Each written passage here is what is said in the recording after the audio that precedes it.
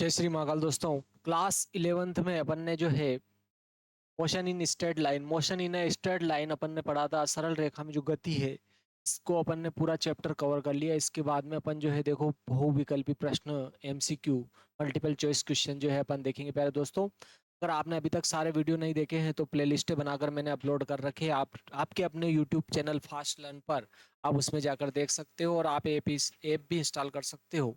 ठीक है प्यारे दोस्तों, उसमें फ्री वाले भाग में भी आपको मिल जाएगा। तो देखो देखते हैं, पहला प्रश्न आ जाता है आपके बहुत ही महत्वपूर्ण और सरल सा प्रश्न है प्यारे दोस्तों। इसमें पहला प्रश्न आ जाता है, देखो आपके क्या है पहला प्रश्न। स्थिति समय ग्राफ का ढाल प्रदर्शित करता है। स्थिति समय जो ग्राफ है उसका ढाल क्या प्रदर्शित करता है, ऐसा आपके प्रश्न है। स्थिति समय ग्राफ का ढाल क्या प्रदर्शित करता है। तो देखो स्थिति समय ग्राफ का जो ढाल होता है, देखो स्थिति और समय के बीच में अगर ग्राफ खींचा जाता है तो उसको अपन क्या कहते हैं, स्थिति समय ग्राफ। स्थिति और समय के बीच में अगर ग्राफ खींचा जाता है तो उसको अपन स्थिति समय ग्राफ कहते हैं। और स्थिति समय ग्राफ का जो ढाल होता है वो आपके क्या प्रदर्शित करता है।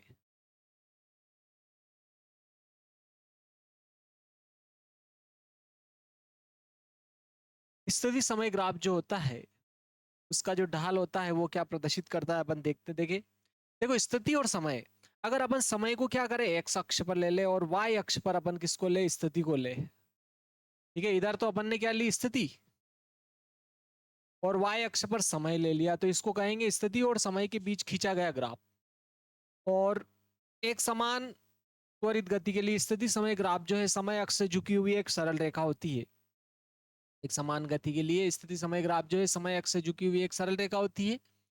तो आपके क्या हो जाएगा इसमें, स्थिति समय ग्राफ का ढाल क्या प्रदर्शित करता है। तो देखो स्थिति समय ग्राफ का जो ढाल होता है वो वेग प्रदर्शित करता है। समय स्थिति समय ग्राफ का ढाल, स्थिति समय ग्राफ का ढाल क्या प्रदर्शित करता है, वेग। और वेग समय ग्राफ का जो ढाल होता है वो त्वरण प्रदर्शित करता है। ठीक है, वेग समय ग्राफ का ढाल, ढाल या प्रवणता, ठीक है, वो क्या प्रदर्शित करता है, आपके त्वरण को प्रदर्शित करता है। त्वरण को प्रदर्शित करता है। तो आपके यहां पर क्या आ जाएगा, त्वरण, वेग आ जाएगा, सॉरी। स्थिति समय ग्राफ का ढाल प्रदर्शित करता है, तो स्थिति और समय ग्राफ का जो ढाल होता है वो आपके क्या प्रदर्शित करता है, त्वरण प्रदर्शित करता है। बहुत ही महत्वपूर्ण महत्वपूर्ण प्रश्न देख रहे हैं प्यारे दोस्तों। आपके जो है सही विकल्प बहुत ही महत्वपूर्ण है ये।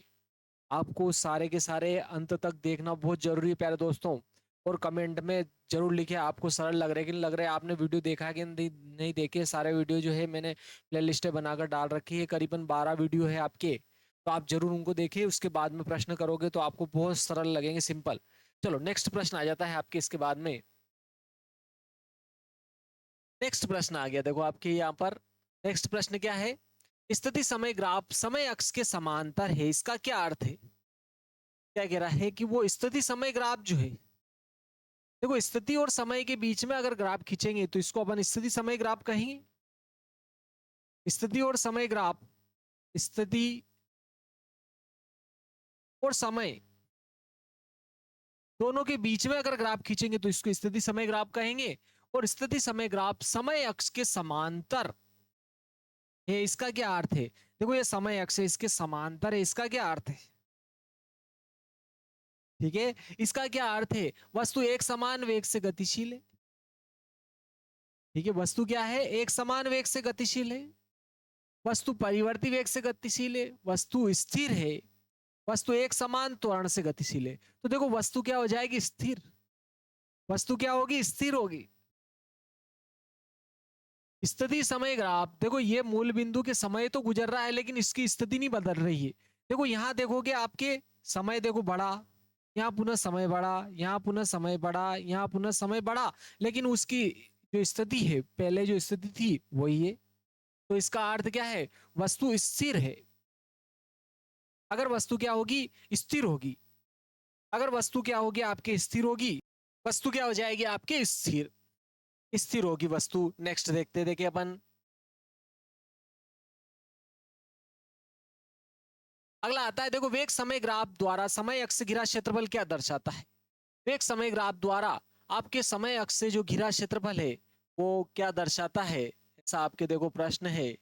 तो अपन इसको देखते, देखिए वेग समय ग्राफ द्वारा समय अक्ष से घिरा क्षेत्रफल क्या प्रदर्शित करता है। तो अपन देखते थे कि वेग समय ग्राफ द्वारा समय अक्ष से जो घिरा क्षेत्रफल है वो क्या प्रदर्शित करता है, इसको देखते हैं अपन। वेग समय ग्राफ द्वारा समय अक्ष से घिरा क्षेत्रफल जो है वो क्या प्रदर्शित करता है आपके, इसको अपन देखें। तो देखो, वेग और समय के बीच खींचा गया ग्राफ वेग समय ग्राफ हो जाएगा आपके।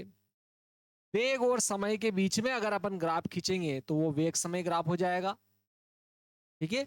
और वेग और समय अगर अपन ने इधर तो क्या ले लिया, वेग, और इधर समय ले लिया, तो ये वेग समय ग्राफ हो गया, ठीक है। वेग और समय के बीच में अगर अपन ग्राफ खींचते हैं तो ये आपके क्या हो गया, वेग समय ग्राफ। ये वेग समय ग्राफ हो गया। और वेग समय ग्राफ द्वारा किसी समयांतर में, अगर आप किसी कोई समयांतर ले लो और उसमें वेग समय ग्राफ द्वारा ये जो घिरा क्षेत्रफल है, अगर इसको देखते हैं अपन, ये जो घिरा क्षेत्रफल है ये क्या प्रदर्शित करता है।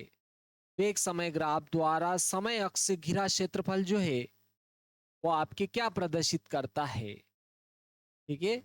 वेग समय ग्राफ द्वारा समय अक्ष से जो घिरा क्षेत्रफल है वो आपके जो है दूरी को या विस्थापन को प्रदर्शित करता है।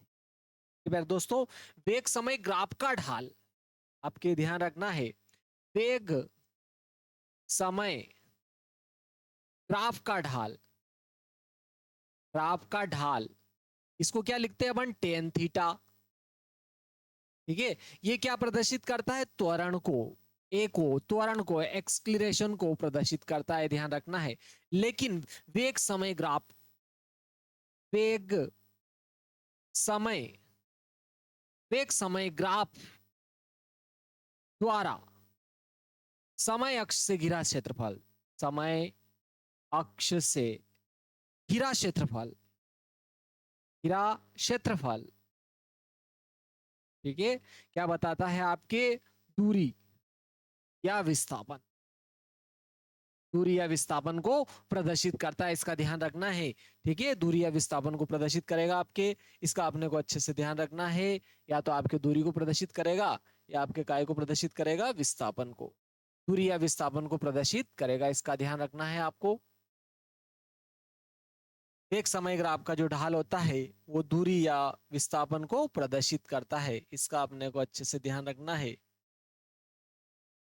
चलो नेक्स्ट आ जाता है, एक समय ग्राफ द्वारा समय अक्ष से घिरा क्षेत्रफल दर्शाता है, तो आपके क्या दर्शाएगा, दूरी, ठीक है। क्लियर दोस्तों, दूरी आ जाएगा आपके यहाँ पर। नेक्स्ट प्रश्न आ जाएगा, देखो आपके प्रश्न क्या है, देखो आपके यहाँ पर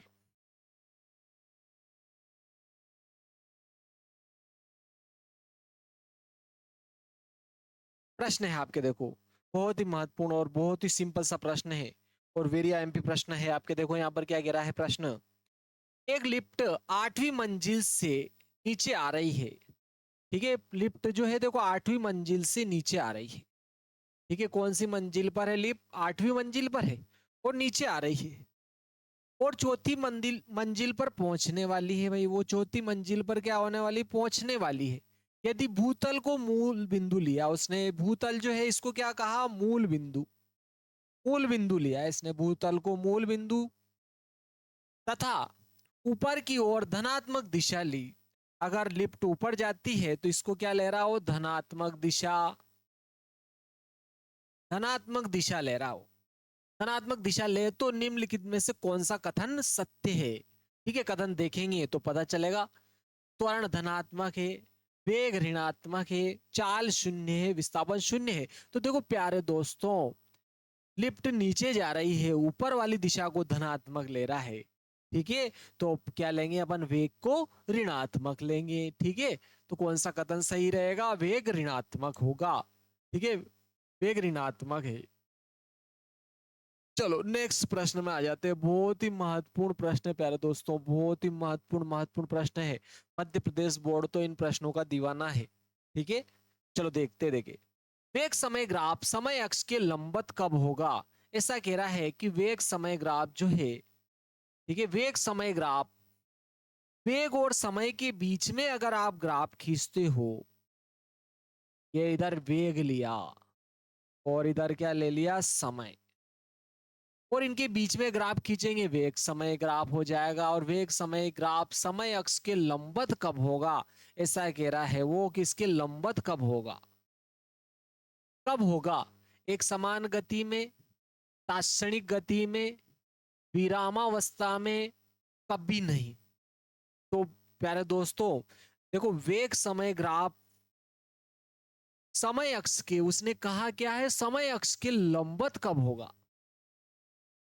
वेग समय ग्राफ का जो ढाल होता है, जिसको अपन टेन थीटा लिखते हैं, ठीक है, और ये क्या बताता है आपके, देखो त्वरण, त्वरण। और अगर वेग समय ग्राफ में, अगर वेग समय ग्राफ समय अक्ष के लंबवत है, तो देखो वेग बटे क्या आएगा, समय क्या रहेगा इसका, शून्य। मतलब समय नहीं, समय बढ़ ही नहीं रहा, समयांतर क्या हो जाएगा, देखो वेग में परिवर्तन की दर क्या होगी आपके, त्वरण। मतलब वेग में परिवर्तन, यहाँ क्या आएगा आपके, अंतिम वेग माइनस प्रारंभिक वेग, अंतिम समय माइनस प्रारंभिक समय आएगा। ठीक है, देखो वेग तो बदल रहा है लेकिन समय नहीं बदल रहा है, समय वो का वही, तो ये शून्य आ जाएगा। यहाँ अगर आप शून्य लिखोगे बटे में, तो त्वरण क्या हो जाएगा, अनंत, जो संभव नहीं है। तो आपके क्या हो जाएगा, कभी नहीं, कभी नहीं, कभी नहीं, कभी नहीं। ठीक है प्यारे दोस्तों, क्या हो जाएगा, वेग समय ग्राफ समय अक्ष के लंबवत कभी नहीं हो सकता है। क्लियर, वेग समय ग्राफ जो है समय अक्ष के लंबवत कभी नहीं हो सकता है।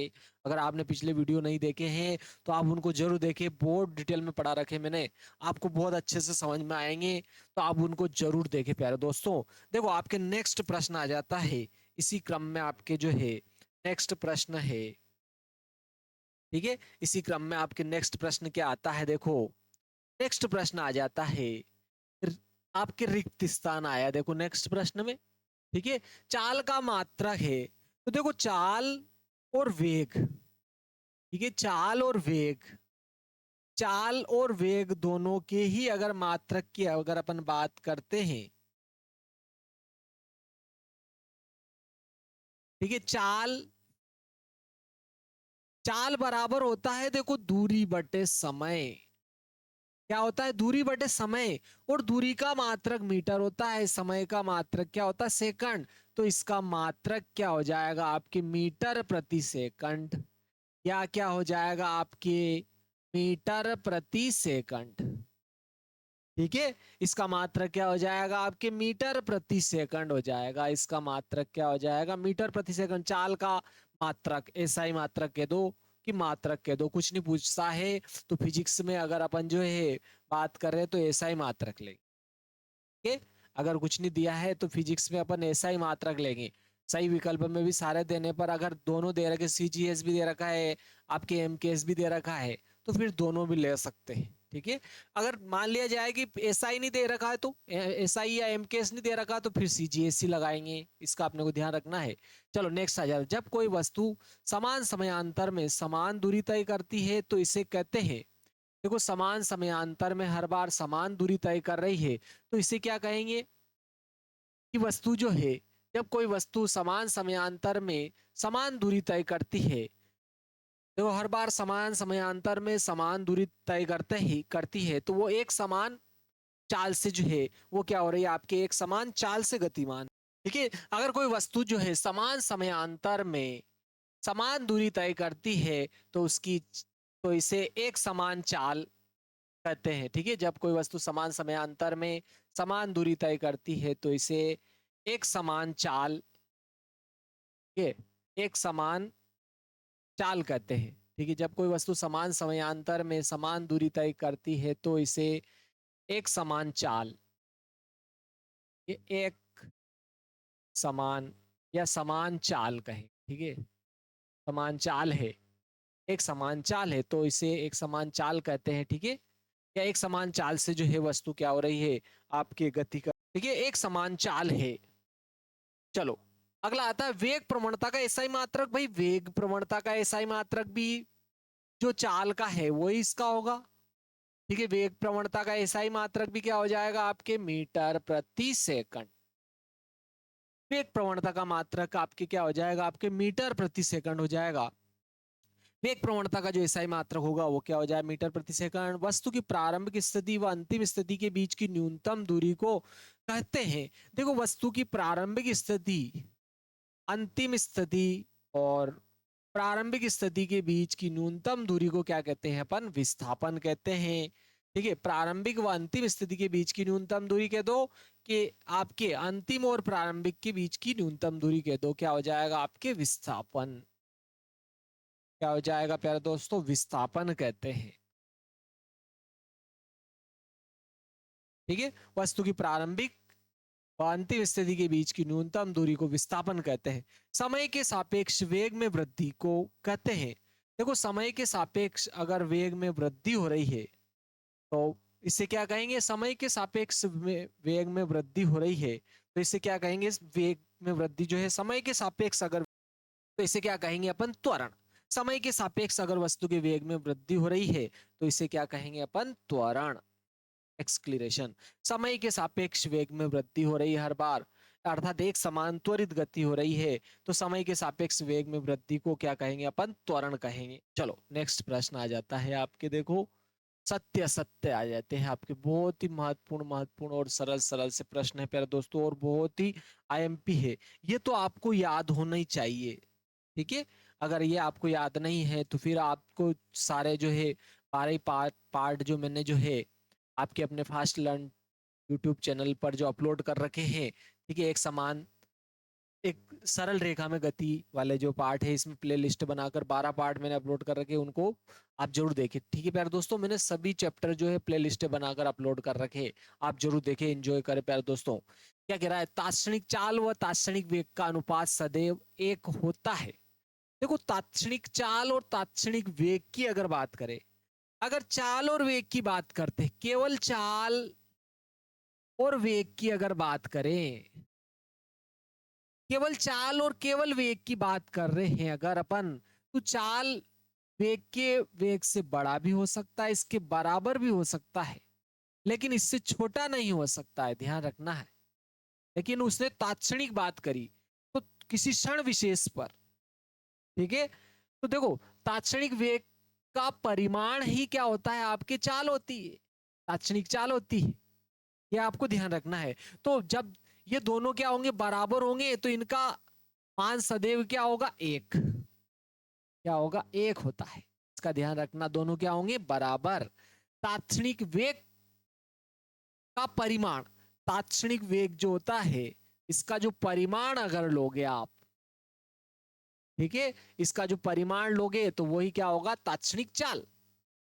ठीक है, और दोनों का अनुपात करेंगे तो फिर एक आना है, तो एक हो जाएगा आपके। इसका अपने को विशेष रूप से ध्यान रखना है। क्षैतिज दिशा में गुरुत्वीय त्वरण का मान शून्य होता है, ऐसा कह रहा है। देखो ये क्या कह रहा है, एक होता है, एक होता है, सत्य है ये, क्या है आपके, देखो एक होता है, सत्य। ठीक है, सत्य है ये। और क्या कह रहा है, क्षैतिज दिशा में गुरुत्वीय त्वरण का मान शून्य होता है। देखो आप क्षैतिज दिशा की बात कर रहे हो, क्षैतिज दिशा में अगर किसी वस्तु को लेकर चलते हैं तो गुरुत्वीय त्वरण क्या होता है, शून्य। ठीक है, क्यों, क्योंकि गुरुत्वीय त्वरण आपके जो किधर लगता है, ऊर्ध्वाधरता नीचे की ओर लगता है जी, ऊर्ध्वाधरता नीचे की ओर। और वो भी ऊर्ध्वाधरता नीचे की ओर क्यों कह रहे हैं अपन, क्योंकि अपन पृथ्वी पर बात कर रहे हैं, ऊर्ध्वाधरता नीचे की ओर, अर्थात पृथ्वी के केंद्र की ओर बात कर रहे हैं, पृथ्वी के केंद्र की ओर लगता है। ठीक है, तो क्षैतिज दिशा में कोई गुरुत्वीय त्वरण नहीं लगता है। तो क्या होता है, क्षैतिज दिशा में गुरुत्वीय त्वरण का मान शून्य होता है, बिल्कुल सत्य बात है ये। ठीक है, ये बिल्कुल आपके क्या हो जाएगा, सत्य हो जाएगा कथन। यदि त्वरण का चिन्ह ऋणात्मक है तो निश्चित ही वस्तु की चाल कम हो रही है, ऐसा कह रहा है। देखो त्वरण का चिन्ह ऋणात्मक है तो निश्चित ही वस्तु की जो चाल है वो कम हो रही है, बिल्कुल सही कह रहा है वो, कि गलत कह रहा है बोलो। वस्तु की जो चाल है, यदि त्वरण का चिन्ह ऋणात्मक है, ठीक है, तो निश्चित ही वस्तु की चाल कम हो रही है। ये आपके सत्य है कि असत्य है? देखिए प्यारे दोस्तों, तो क्या होगा आपके, देखो, यदि त्वरण का चिन्ह ऋणात्मक है तो निश्चित ही वस्तु की चाल कम हो रही है। बिल्कुल सही कह रहा है ये बावला। चलो, बिल्कुल सत्य हो जाएगा आपके, इसका अपने को ध्यान रखना है। ठीक है, अगर ऋणात्मक है तो इसका अर्थ यही है कि उसकी चाल क्या हो रही है, कम हो रही है। ठीक है, यदि त्वरण का मान, त्वरण का चिन्ह क्या आ रहा है, ऋणात्मक है, तो उसकी चाल कम हो रही है। ठीक है, अर्थात ऋणात्मक त्वरण को अपन ने मंदन कहा है। तो जब अपन क्या करते हैं, ब्रेक लगाकर किसी वाहन को रोकते हैं, तो उस समय आपके क्या होगा, ऋणात्मक चाल हो जाएगी। ठीक है, यदि किसी क्षण वस्तु का वेग शून्य है, किसी क्षण वस्तु का वेग क्या है, शून्य है, तो यह आवश्यक नहीं है कि उसका त्वरण भी शून्य हो। ठीक है, देखो, त्वरण शून्य है तो यह आवश्यक नहीं है कि वस्तु का त्वरण भी क्या हो, शून्य हो। बिल्कुल सही कह रहा है। यदि किसी क्षण वस्तु का जो वेग है वो क्या है, वेग शून्य है, तो यह आवश्यक नहीं है कि उसे, उसका त्वरण भी शून्य हो। ठीक है, बिल्कुल सत्य कह रहा है। क्या हो जाएगा आपके, सत्य। आपके किसी क्षण वस्तु का जो वेग है, वेग शून्य है, तो यह आवश्यक नहीं है कि उसे, उसका जो त्वरण है, ठीक है, उसका जो त्वरण है वो भी क्या हो, शून्य, उसका त्वरण भी शून्य हो भी सकता है और नहीं भी हो सकता है। क्लियर है, वस्तु का जो त्वरण है वो शून्य हो भी सकता है और नहीं भी हो सकता है। विराम या गति अवस्था सदैव सापेक्ष होती है। ठीक है, बिल्कुल सही बात कहा है इसने। विराम है कि गति है, ठीक है, ये आपके सदैव सापेक्ष, विराम या गति अवस्था सदैव सापेक्ष होती। विराम है कि गति अवस्था है, विराम या गति अवस्था सदैव सापेक्ष होती। विराम अवस्था है या गति अवस्था है, हमेशा सापेक्ष स्थिति पर निर्भर करती है। जैसे कि दो ट्रेन में दो व्यक्ति बैठे हैं, दोनों सीट पर बैठे हैं, तो वो विराम में कहलाएंगे एक दूसरे के सापेक्ष, ट्रेन के सापेक्ष भी वो विराम में कहलाएंगे, लेकिन बाहर स्टेशन के सापेक्ष वो गति अवस्था में कहलाएंगे। तो क्या कह रहा है वो, विराम या गति अवस्था सदैव सापेक्ष होती है, किसी के सापेक्ष बताई जाएगी। इसका अपने को जो अच्छे से ध्यान रखना है। अगला आता है, देखो, अगला बहुत ही महत्वपूर्ण आ रहा है, देखो आपके यहाँ पर, देखो यहाँ पर क्या आ जाता है, वेग परिवर्तन को त्वरण कहते हैं, वेग परिवर्तन को त्वरण कहते हैं, ऐसा कह रहा है वो। सही कह रहा है क्या? देखो, वेग, वेग परिवर्तन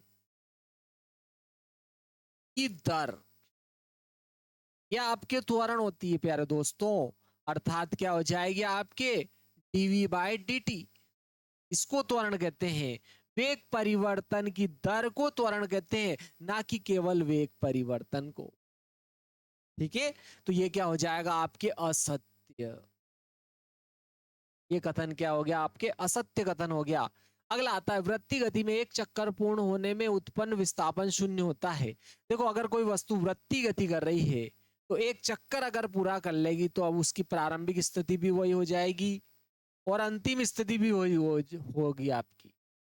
अंतिम स्थिति और प्रारंभिक स्थिति अगर एक ही है तो विस्थापन निकालेंगे। विस्थापन कैसे, अंतिम स्थिति माइनस प्रारंभिक स्थिति, और अंतिम और प्रारंभिक स्थिति एक ही है तो अपन उसमें से वही घटाएंगे तो क्या हो जाएगा, शून्य। बिल्कुल सही कह रहा है, शून्य। तो ये क्या हो गया आपके, सत्य। ठीक है, ये वाला आपके असत्य था। अगला आ जाता है, देखो आपके, ठीक है, अगला आ जाता है बहुत ही महत्वपूर्ण महत्वपूर्ण प्रश्न है। देखो इसमें अब फिर इसके बाद में अपन अगला देखेंगे। क्या कह रहा है, देखो, वीटी ग्राफ के अंतर्गत आने वाला क्षेत्रफल त्वरण प्रदर्शित करता है क्या? देखो, वीटी ग्राफ क्या है, इधर तो वी लिया और इधर टी लिया, वी फॉर वेलोसिटी यानी कि वेग, टी फॉर टाइम यानी कि समय। ठीक है ना? तो क्या कह रहा है, वेग समय ग्राफ के अंतर्गत अगर ये वेग और समय के बीच ग्राफ खींचा तो ये वेग समय ग्राफ के अंतर्गत ये जो क्षेत्रफल आ रहा है, ये जो क्षेत्रफल आया, ये जो क्षेत्रफल आया, त्वरण प्रदर्शित करता है क्या? बोलो। वेग समय ग्राफ के अंतर्गत आने वाला क्षेत्रफल त्वरण प्रदर्शित करता है? नहीं नहीं। देखो, वेग और समय के बीच आने वाला ग्राफ तो विस्थापन प्रदर्शित करता है, तो ये भी क्या हो गया आपके, असत्य हो जाएगा। वेग वीटी ग्राफ के अंतर्गत आने वाला क्षेत्रफल जो है त्वरण प्रदर्शित करता है, तो ये क्या हो जाएगा, असत्य हो जाएगा। ये प्यारे दोस्तों ये क्या होगा आपके, असत्य हो जाएगा। अगला आता है देखो आपके यहाँ पर, ठीक है, ये विस्थापन को प्रदर्शित करता है, इसका अपने को ध्यान रखना है। किसी वस्तु को ऊर्ध्वाधर ऊपर की ओर फेंकने पर अधिकतम ऊंचाई तक जाने में लगा समय वापस आरंभिक स्थिति में आने में लगे समय के बराबर होता है। बिल्कुल सही है प्यारे दोस्तों, ठीक है। अगर किसी वस्तु को अपन ने ऊपर फेंका, उसका वेग क्या होता जाएगा, कम होता जाएगा, कम होता जाएगा, और उसका वेग उच्चतम बिंदु पर क्या होगा, शून्य होगा, और क्षणिक रुकेगी और वापस नीचे की ओर गति करने लग जाएगी। तो जितना समय ऊपर जाने में लगा है, उतना ही समय, जितना समय ऊपर जाने में लगता है उतना ही समय नीचे में आने में लगता है, अगर हवा का घर्षण, वायु का घर्षण नगण्य है। ठीक है प्यारे दोस्तों, तो कुछ नहीं कहा तो नगण्य मानेंगे अपन, तो बिल्कुल क्या हो गया आपके, सत्य। क्या आपके क्या हो गया, सत्य कथन हो गया। बहुत ही महत्वपूर्ण प्रश्न चल रहे हैं आपके, ठीक है। ये चैप्टर आपका क्या है, खत्म हो चुका है प्यारे दोस्तों। सही विकल्प के बाद में अपन अगला चैप्टर स्टार्ट करेंगे, बहुत ही महत्वपूर्ण है। कौन कौन अगला चैप्टर जो है पढ़ना चाहता है, ठीक है, मेरे साथ साथ, ठीक है, आप कमेंट में जरूर लिखे, ठीक है। चलो अगला देखते हैं। देखिए अपन यहाँ आ जाता है, देखो, एक वाक्य और एक शब्द वाले। ये कोई सी भी एग्जाम दे रहे हो आप, सबके लिए बहुत ही महत्वपूर्ण रहने वाले ये प्रश्न, ठीक है। चाहे आप एमपी बोर्ड दे रहे हो, यूपी बोर्ड दे रहे हो, सीबीएसई बोर्ड दे रहे हो, या अन्य कोई बोर्ड दे रहे हो, या आईआईटी की तैयारी कर रहे हो, या नीट की तैयारी कर रहे हो, या एआई ट्रिपल ई की, या जेई की तैयारी कर रहे हो आप, ठीक है, सबके लिए बहुत ही महत्वपूर्ण है। एक वाक्य और एक शब्द में, ठीक है। आप देखो, किसी वस्तु की गतिशील कब कहते हैं, किसी वस्तु को गतिशील कब कहते हैं, किसी वस्तु को गतिशील कब कहते हैं, जब उसकी क्या हो रही है, अपने सापेक्ष, अपने पास स्थित वस्तुओं के सापेक्ष अगर उसकी स्थिति में बदलाव हो रहा है, अपने पास स्थित वस्तुओं के सापेक्ष उसकी स्थिति में अगर बदलाव हो रहा है, तो उसको गतिशील कहेंगे। ध्यान रखना, किसी वस्तु को गतिशील कब कहते हैं, जबकि जबकि जबकि वस्तु की स्थिति, वस्तु की स्थिति,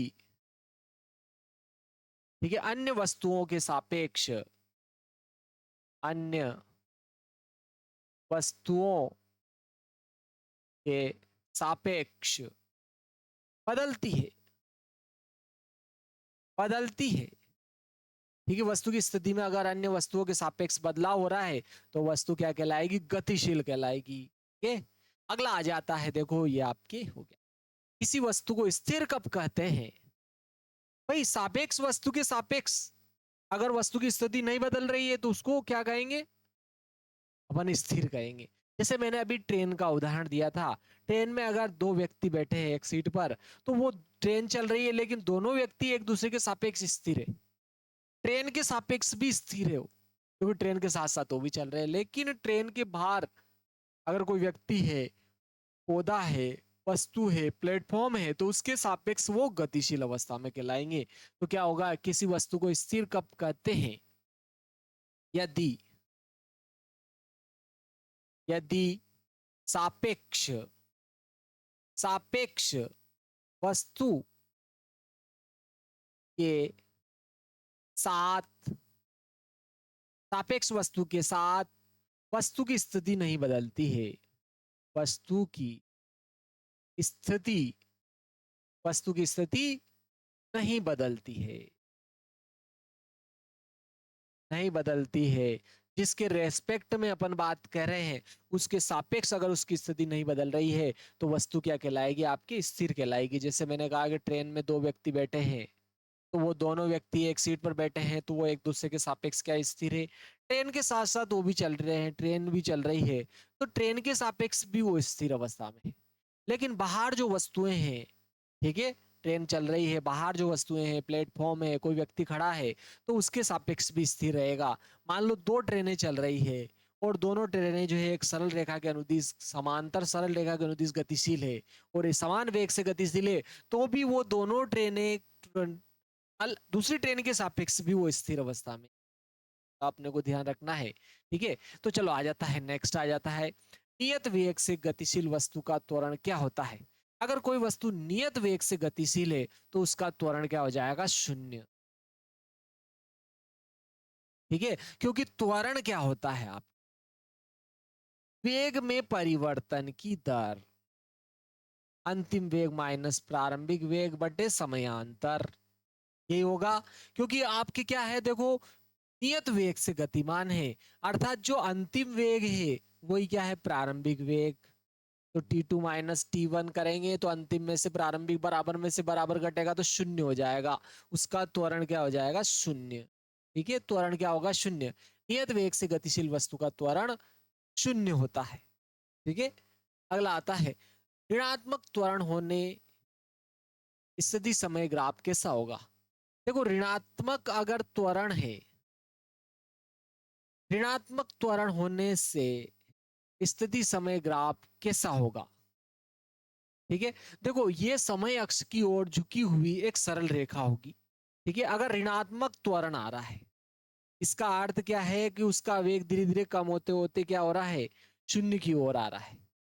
ठीक है, तो क्या हो जाएगा? समय अक्ष की ओर झुकी हुई एक वक्र होगा, समय अक्ष की ओर झुका हुआ एक वक्र होगा, आपके ध्यान रखना है। ठीक है, त्वरण ऋणात्मक होने की स्थिति में समय स्थिति समय ग्राफ, ठीक है, त्वरण ऋणात्मक होने पर स्थिति समय ग्राफ कैसा होगा? ठीक है, तो समय अक्ष की ओर झुका हुआ वक्र क्या हो जाएगा आपके?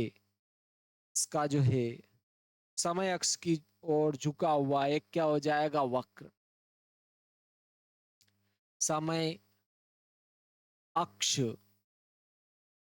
की ओर झुका वक्र, ठीक है, वक्र हो जाएगा आपके। क्लियर है? प्रति गति में एक चक्कर पूर्ण होने में उत्पन्न विस्थापन कितना होगा? भाई शून्य हो जाएगा। अगर कोई वस्तु वृत्ति गति कर रही है, जहां से चलना प्रारंभ किया वापस पुनः वहीं आ जाती है वृत्ति गति में, और विस्थापन की बात कर रहा है, तो विस्थापन क्या होता है? अंतिम स्थिति माइनस प्रारंभिक स्थिति, और अंतिम स्थिति और प्रारंभिक स्थिति वही है, तो विस्थापन क्या हो जाएगा? उसका शून्य हो जाएगा। क्लियर है प्यारे यारों? चलो नेक्स्ट आ जाता है वीटी ग्राफ के अंतर्गत आने वाला क्षेत्रफल।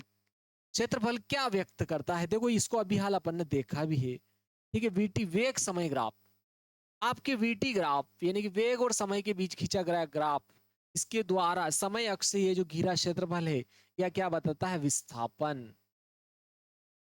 ठीक है, विस्थापन या दूरी बताता है। वेग समय वीटी ग्राफ के अंतर्गत आने वाला क्षेत्रफल क्या व्यक्त करता है? कि विस्थापन या दूरी, विस्थापन या दूरी प्रदर्शित करता है। देखो, अगला प्रश्न आ गया आपके, 60 किलोमीटर प्रति घंटा के वेग से उत्तर की ओर गतिशील ट्रेन में बैठे एक यात्री के लिए स्टेशन पर खड़े व्यक्ति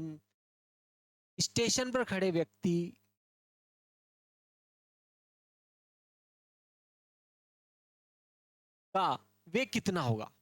क्या कह रहा है? देखो, 60 किलोमीटर प्रति घंटा के वेग से वो उत्तर दिशा में जा रहा है। ठीक है, 60 किलोमीटर प्रति घंटा के वेग से उत्तर दिशा की ओर गतिशील ट्रेन में बैठे एक यात्री के लिए स्टेशन पर खड़े व्यक्ति का वेग कितना होगा? भाई -60 हो जाएगा। -60 क्यों होगा? स्टेशन पर खड़े व्यक्ति का वेग पूछ रहा है, स्टेशन पर खड़े व्यक्ति का वेग क्या होगा? जो स्टेशन पर खड़ा हो। ठीक है, 60 किलोमीटर प्रति घंटा के वेग से उत्तर की दिशा की ओर गतिशील ट्रेन में बैठे एक यात्री के लिए, ट्रेन में बैठे यात्री के लिए बात कर रहा है वो, स्टेशन पर खड़े व्यक्ति के लिए, स्टेशन पर खड़े व्यक्ति के लिए। ठीक है, तो क्या हो जाएगा? -60 किलोमीटर प्रति हावर हो जाएगा, किलोमीटर प्रति घंटा हो जाएगा। या वेग क्या होगा? यही होगा, लेकिन ऋणात्मक होगा। ठीक है, चलो अगला आ जाता है, देखो आपके 60 किलोमीटर प्रति घंटा के वेग से उत्तर दिशा की ओर गतिशील ट्रेन में बैठे एक यात्री के सापेक्ष दूसरे सह यात्री का वेग क्या होगा? भाई दोनों ट्रेन में ही बैठे हैं, दोनों बावलो हो गया, ये भी कोई क्वेश्चन पूछा गया इसने? भाई दोनों ट्रेन में बैठे, दोनों व्यक्ति यात्री ट्रेन में बैठे हैं, ट्रेन 60 किलोमीटर प्रति हावर की स्पीड से चल रही है, तो एक दूसरे के सापेक्ष वेग क्या होगा, सहयात्री का वेग कितना होगा भाई, सहयात्री का वेग तो 0 होगा भाई, 0 होगा। 60 किलोमीटर प्रति घंटा के वेग से उत्तर दिशा की ओर गतिशील ट्रेन में बैठे एक यात्री के सापेक्ष, एक यात्री के सापेक्ष दूसरे सहयात्री का वेग क्या होगा, तो 0 हो जाएगा। ठीक है, 0 होगा आपके। एक उदाहरण लिखिए, जब किसी वस्तु द्वारा तय दूरी अशून्य हो परंतु विस्थापन 0 हो। ठीक है, तय दूरी क्या हो, अशून्य हो, परंतु विस्थापन क्या हो, 0 हो। ये अपने को उदाहरण देना है। तो देखो, विस्थापन, एक उदाहरण दीजिए, जबकि वस्तु द्वारा तय दूरी अशून्य हो, तय दूरी तो 0 नहीं हो, लेकिन विस्थापन क्या हो, 0। तो देखो, एक एक उदाहरण देना है। तो देखो, वृत्ति मार्ग में गति, वृत्ति मार्ग में, ठीक है, वृत्ति मार्ग में एक चक्कर में दूरी, ठीक है, दूरी तो क्या हो गया, शून्य, लेकिन विस्थापन क्या होगा उसका, 0। एक चक्कर जब पूरा लगाएगी वस्तु तो पुनः अपनी मूल स्थिति पे आ जाती है। ठीक है, और ऊपर की ओर किसी वस्तु को फेंको, पुनः उसी स्थान पर लौट कर आ जाएगी। ठीक है, ऊपर की ओर फेंकी गई वस्तु का पुनः उसी स्थान पर आती है अगर वस्तु। ठीक है, तो जितना ऊर्ध्वाधर ऊपर गई वापस नीचे आ गई, लेकिन उसकी मूल स्थिति और अंतिम स्थिति वही है, तो वो उस स्थिति में भी क्या होगा, उसका विस्थापन 0 होगा, लेकिन उसकी दूरी 0 नहीं होगी। बहुत ही महत्वपूर्ण प्रश्न है प्यारे दोस्तों। यहाँ पर आ जाते, देखो 2 अंक वाले प्रश्न आ गए आपके यहाँ पर। ठीक है, 2-2 अंकों वाले प्रश्न आ गए यहाँ पर। देखो, ये बहुत ही सिंपल सिंपल से प्रश्न है आपके यहाँ पर। देखो, आपके एक वस्तु को प्रारंभिक वेग u से ऊर्ध्वाधर ऊपर की ओर फेंका, भाई ऊर्ध्वाधर ऊपर की ओर फेंका एक वस्तु को प्रारंभिक वेग u से, अधिकतम ऊंचाई पर उसका वेग क्या होगा। देखो, जैसे जैसे वस्तु ऊपर की ओर जाएगी उसका वेग घटते जाएगा, घटते घटते उसका वेग क्या हो जाएगा, 0 हो जाएगा। ठीक है, उसका वेग क्या हो जाएगा, 0 होगा, क्षणिक रुकेगी और वापस नीचे की ओर गति करने लगेगी। उसका वेग बढ़ते जाएगा, बढ़ते जाएगा, बढ़ते जाएगा, और जो जिस वेग से उसको जिस स्थान से फेंका था वस्तु, उसी स्थान पर अगर आकर गिर रही है तो उसी वेग से नीचे जाकर टकराती है। ठीक है, तो अधिकतम ऊंचाई पर वस्तु का वेग तथा त्वरण क्या होगा, 0। ठीक है, और वेग तथा त्वरण क्या हो जाएगा उसका, 0। ठीक है, वेग और त्वरण दोनों ही क्या हो जाएंगे, 0। ठीक है प्यारे दोस्तों, यदि वस्तु को प्रारंभिक वेग से ऊर्ध्वाधर ऊपर की ओर फेंका तो अधिकतम ऊंचाई पर वस्तु का वेग, वस्तु का वेग क्या हो जाएगा प्यारे दोस्तों, 0। वस्तु का वेग क्या हो जाएगा आपके, 0, तथा त्वरण, देखो त्वरण क्या होगा, लेकिन देखो अधिकतम ऊंचाई पर बात कर रहा हूं, अधिकतम ऊंचाई पर वस्तु जाकर रुक जाएगी। लेकिन संपूर्ण यात्रा में ही अगर बात कर दे तो पृथ्वी का जो गुरुत्वीय त्वरण की अगर बात करें, पृथ्वी के गुरुत्वीय त्वरण की बात करें तो वो ऊर्ध्वाधरता नीचे की ओर अर्थात पृथ्वी के केंद्र की ओर ही लगता है। ठीक है, पृथ्वी के केंद्र की ओर ही लगता है। तो गुरुत्वीय त्वरण जो है, पृथ्वी की गुरुत्वीय त्वरण, त्वरण जो है गुरुत्वीय त्वरण के बराबर होगा। ठीक है, वस्तु का त्वरण, वस्तु का वेग 0, त्वरण, त्वरण क्या होगा आपके, गुरुत्वीय त्वरण के बराबर, गुरुत्वीय त्वरण के बराबर, नीचे की ओर, नीचे की ओर होगा। ठीक है, नीचे की ओर होगा। ये आपके बहुत ही महत्वपूर्ण है प्यारे दोस्तों। चलो नेक्स्ट आ जाता है, देखो आपके नेक्स्ट आ जाता है आपके बहुविकल्पी प्रश्नों के उत्तर देना है। ये आपके देखो आंसर भी दे रखे हैं मैंने, अगर आपको कोई डाउट लग रहा हो किसी में तो आप उसमें आप देख सकते हो। ठीक है, आपको कोई डाउट लग रहा है उसमें तो आप देख सकते हो इसमें। ठीक है, ये आंसर भी मैंने आपके जो है टाइप कर रखे, इसमें आपके जो है चेक करने के लिए आप देख सकते हो, उतारना चाहो उतार भी सकते हो। ठीक है, सारे आंसर जो है मैंने आपके जो है टाइपिंग करके लिख रखे यहाँ पर। ठीक है प्यारे दोस्तों, आप आंसर भी देख सकते हो।